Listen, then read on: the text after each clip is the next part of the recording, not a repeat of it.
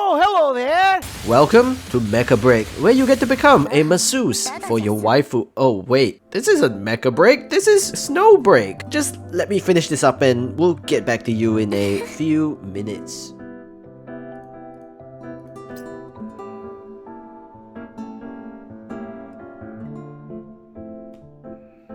This is Snowbreak, by the way, same as and all, haha, very funny, I mixed it up. Now, this is Mecha Break.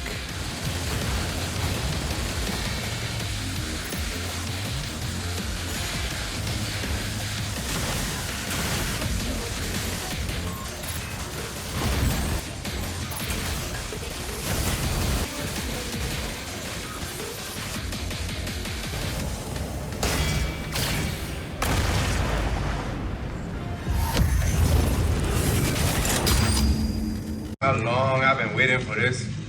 Woo, I'm about to make a name for myself here.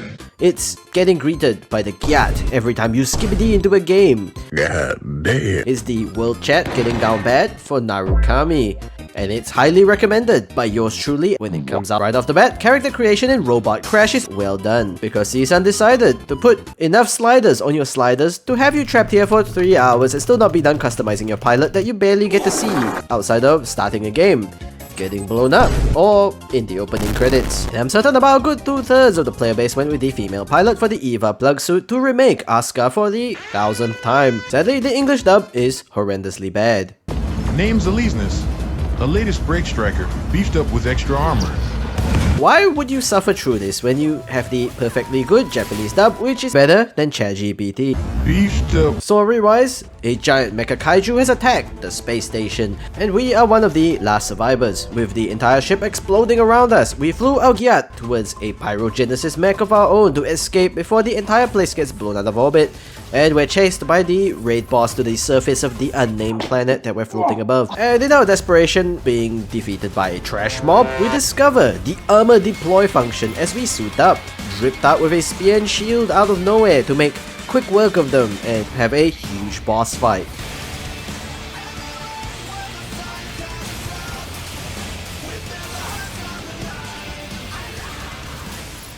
After a very lengthy tutorial, we are now free to play the actual game, which is in fact the 6v6 mode, or challenge missions if you really want to play those, with your 13 mechas to catastrophically explode in, because I had to put in a SpongeBob reference, of course.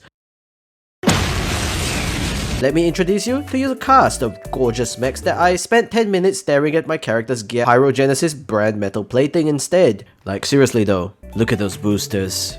The subtle off-brown coloring, the tasteful thickness of those Gatling guns. Oh my god. Joining us in this juicy mecha glory is a thick, chunky boy who sheds his extra armor to reveal he's the Gundam in disguise. Censored for your viewing pleasure so as to not trigger Bamco. Ace Combat.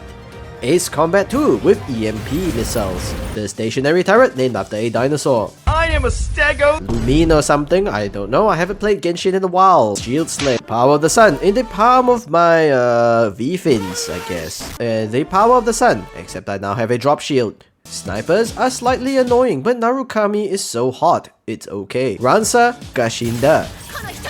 And last but not least, Kratos, with his domain expansion to kidnap you in a cube and beat you to shit. Automaton Blast has a whole bunch of objective-based maps, ranging from breaking a bunch of planet-polluting bombs. Plastic Team Deathmatch. Payload Racing, comprising mainly of camping payload with Tricera.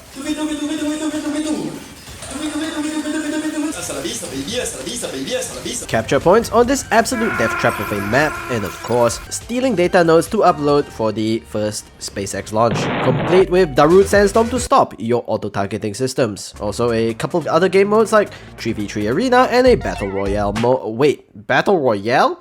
How does that even work? I like to find out, but it's locked during the beta, and I can't find anything on it, so we're just gonna have to wait till the full release. Victory in this game, with the payload lights up an entire city, or you stop the planet drills from causing the entire planet to combust. And speaking of combusting, loose animations are explosions.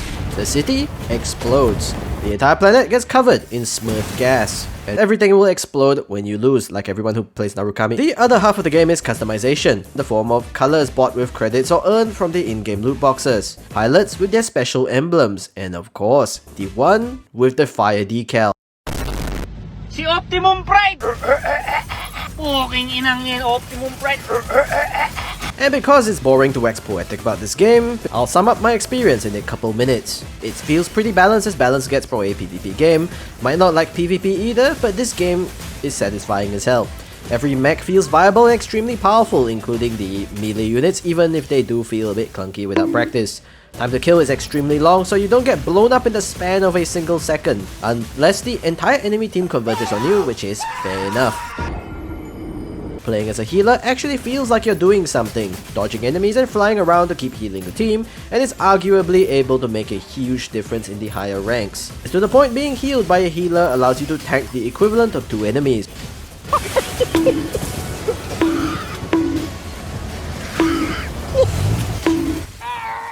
Which is fair in a 2v2 situation, and even one extra person coming in to rain bullets on you is a difference between your survival and turning to dust. You might be able to upgrade units with mods, but it feels like an extra feature with demerits to balance them out and all. Want more energy? Here's a drop in your energy regeneration that could potentially leave you grounded for longer and turn you into a sitting duck.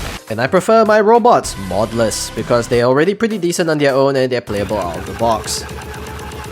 Beta-wise, fingers crossed the game will stay as free-to-play friendly as possible as the devs intended outside of cosmetics. Unlike a certain other developer, who always gets one-upped by other companies outside of their plastic crack. And this game will fulfill your thirst for gunpla customization with its color customization close to par with Armored Core's customization, hopefully not costing more than that. Mecha games are a niche in a niche, but they really deserve better than what Bamco churns out sometimes. Some might prefer slower moving robots to feel the weight of a robot, but with all the boosters strapped to my totally not armored core, I do prefer faster paced combat to save my decreasing attention span. And no, the brain rot does not help. While this game has managed to do extremely well for what's essentially a decent free-to-play team-based hero mech shooter that may hopefully outdo the ill-fated long-gone aforementioned Gundam hero shooter, which got held back by region locking half the entire player base from the game on launch, currency stinginess, and not capitalizing on the popularity of their new IPs by not releasing Gundam Aerial as a playable character during a Gundam Aerial themed event. Wasted! I'd release a full video on Gundam Evolution, but seeing as anything mecha related or unrelated to gacha spirals my viewership into irrelevancy, that's all you get for now. And the verdict for the open beta is definitely a solid 9 out of 10. I just hope the full release will be just as good once you do have to earn units, and as long as Seasun doesn't f it up, like Bamco with Gundam Evolution. And this footage marks the end of the Mecha Break playtest. I stayed all the way to the end, and I'm gonna miss this game until it releases. Tentatively 2025. Hopefully sooner. I already miss my Tricera, so I guess I'll patiently wait for this game. This beta was totally worth playing. I look forward to the full release, and I hope Seasun will not drop the ball on this absolutely awesome game. And so, stay safe, stay humble, and I'm gonna go back to sorting out those bigger videos. This is the Anninite, and we'll see you next time on Mecha Break.